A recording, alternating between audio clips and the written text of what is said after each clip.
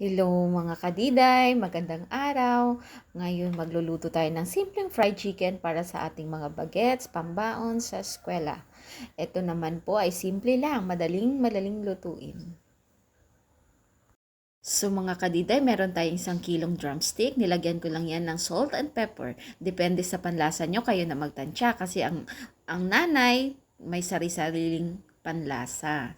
So, massage lang natin para mag-absorb yung salt and pepper. So, after natin yan, rest lang natin ng 5 minutes. So, after that, coat natin ng 1 cup of flour and 1 teaspoon of baking powder and 1/2 teaspoon of salt and pepper. And then, mix lang natin. Diyan natin i-coat ang ating chicken. Simple lang. Mix lang. Then, so coat lang natin ang ating chicken. Ayusing maigi na lahat ng part ay nakukoat ng flour. So, ganyan lang. Simple lang. Continuous lang hanggang sa matapos nating makoat ang lahat ng drumstick natin. So, ganyan lang kasimple. Set aside natin after nating makoat. Set aside lang natin ng another 5 minutes. After 5 minutes, is-second coat natin ang ating fried chicken. Para talaga makuha natin ang crispiness na hinahanap natin sa isang fried chicken.